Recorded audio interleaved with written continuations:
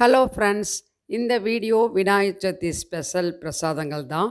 ஆனால் எனக்கு டைம் இல்லாதனால எடிட் பண்ண முடியல. சாரி. அது இன்றைக்கி நான் எப்படியாவது போடணும்.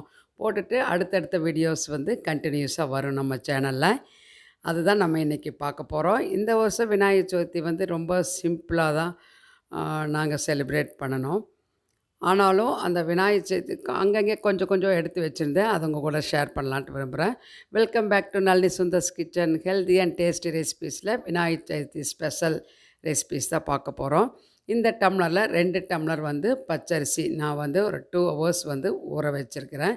நல்லா ஒரு 4-5 தடவை கழுவிட்டு ஊற வச்சுக்கிறேன். அரிசி நல்லா ஊறிடுச்சு. இப்போது தண்ணியை வடித்து வச்சுட்டு ரைஸை மட்டும் இந்த ஜாரில் சேர்த்துக்கலாம். 2 தடவை நம்ம 2 பேட்சாக போட்டு அரைச்சிக்கலாம். தண்ணி விட்டு நல்லா நீர்க்க அரைச்சிட்டு வந்துடலாம். இப்போ தேவையான அளவுக்கு உப்பு, கல்லுப்பு சேர்த்திட்டு இப்போ நல்லா தண்ணி மாதிரி பாருங்கள். கொஞ்சம் கொரப்பாக இருக்கணும். ஆனால் தண்ணி மாதிரி இருக்கணும். ரொம்ப ஃபைனாக அடிக்கக்கூடாது. கொழுக்கட்டை அப்போது வலுவலுன்னு ஆயிரும். அதனால் கொரப்பாக அடிச்சு எடுத்துகிட்டு வந்தாச்சு. அதுலேருந்து கொஞ்சம் மாவு தேங்காய் ஊற்றி கிளறிட்டு தேங்காய் பூரணம் வச்சு சுவாமிக்கு ஒரு 4 கொழுக்கட்டை பண்ணிட்டோம்.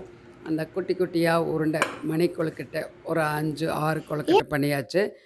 அதை வச்சு உடனே நாங்கள் கும்பிட்டுட்ட டைம் ஆயிடுச்சுன்னு. இப்போது தேங்காய் எண்ணெய் 2 டேபிள் ஸ்பூன், கடுகு, கடலைப்பருப்பு 1 டேபிள் ஸ்பூன், உளுத்தம்பருப்பு 1 டேபிள் ஸ்பூன் சேர்த்துக்கலாம். இது நல்லா வறுத்து விட்டுடலாம். நல்லா சிவக்க வறுபடட்டும். அதுக்கப்புறம் இது கார கொழுக்கட்டை பண்ணுறதுக்காக. இப்போ கோவிலுக்கு போகிறக்கு டைம் ஆயிடுச்சுங்கிறதுக்காக அவசரமாக சாமிக்கு படைச்சிட்டோம்.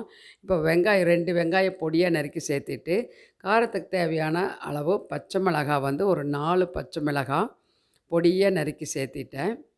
அதையும் லைட்டாக வதக்கி விட்டுக்கலாம். ரொம்ப வதங்கக்கூடாது. ஒரு கண்ணாடி பதம் வந்தால் போதும். ரொம்ப வதங்கினா நல்லா இருக்காது. இப்போ ஒரு மூடி தேங்காய் துருவல் ஃப்ரெஷ்ஷாக சேர்த்து அதையும் நம்ம இது கூடவே நல்லா ஒரு நிமிஷத்துக்கு வறுத்து விட்டுடலாம்.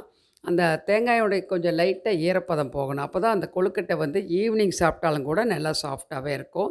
எதுவும் ஆகாது. இப்போது கருவேப்பிலை, கொத்தமல்லி இலைகள் தேவையான அளவுக்கு சேர்த்திக்கலாம்.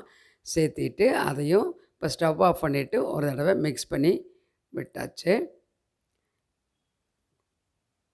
அதுக்கப்புறம் திரும்பவும் கொஞ்சம் ஒரு நிமிஷம் விட்டு ஸ்டவ் ஆன் பண்ணி ஒரு தடவை மிக்ஸ் பண்ணி விட்டுட்டு நம்ம அரைச்சி வச்ச அந்த மாவை, பச்சரிசி மாவை இதில் ஊற்றிக்கலாம். ஊற்றிட்டே நம்ம கிளறணும். ஏன்னா சீக்கிரமே கட்டியாயிரும்.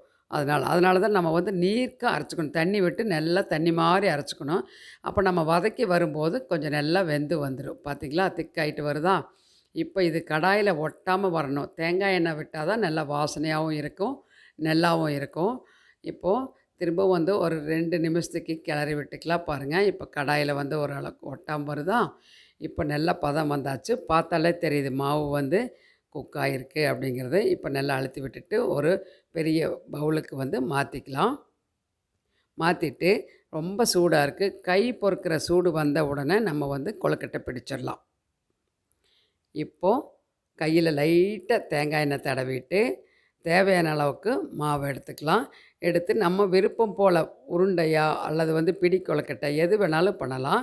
இந்த மாதிரி பால்ஸ் மாதிரியும் பண்ணலாம். நான் அடிக்கடி உப்புருண்டை பண்ணுற மாதிரி இந்த கொழுக்கட்டை பண்ணுவோம். பண்ணி தேங்காய் சட்னி, தக்காளி சட்னி இந்த மாதிரி எல்லாமே செய்வோம். வீட்டில் சாதாரணமாக ரெகுலராக டிஃபனுக்கே பண்ணுவேன். அது மாதிரி தான் இன்றைக்கும் இந்த மாதிரி உருண்டையாகவும் பண்ணுறோம். அதே மாதிரி பிடி கொழுக்கட்டை இந்த மாதிரி பிடிச்சு வச்சோம்னா பிடி கொழுக்கட்டை.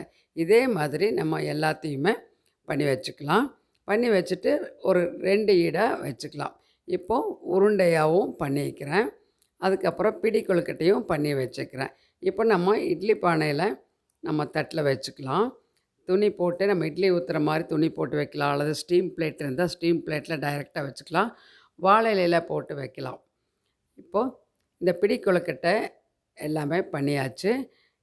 இப்போ இட்லி பானையில் துணி போட்டு நான் வச்சுட்டேன். ஒரு 4லேருந்து 5 நிமிஷம் இருந்தால் போதும். சீக்கிரமே வெந்து கிடச்சிரும். இப்போது அதை எடுத்துட்டு நம்ம இதை எடுத்துடலாம்.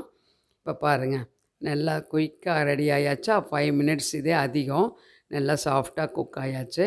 நல்லா கம வாசனையோடு இருக்குது கொழுக்கட்டை. இப்போ அதை எடுத்துகிட்டு இது உருண்டை கொழுக்கட்டையும் வச்சாச்சு. இன்னொரு 5 நிமிஷம் கழித்து எடுத்துக்கலாம். இங்கே வந்து சுண்டல் வந்து நைட்டு ஊற வச்சுருந்தேன், கருப்பு சுண்டல்.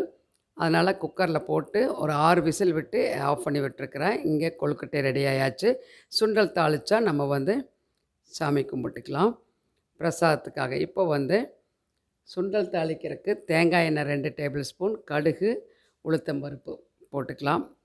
போட்டுட்டு கடுகு நல்லா வெடிக்கும்போது உளுந்தம்பருப்பு வந்து நல்லா வறுபட்டு வந்த உடனே கருவேப்பிலை, பச்சை மிளகாய் சேர்த்துக்கலாம். அதுக்கு முன்னாடி பெருங்காயத்தூள். இங்கே ஒரே ஒரு வெங்காயம். வெங்காயம் போடாமல் சுவாமிக்கு தனியாக எடுத்து வச்சாச்சு.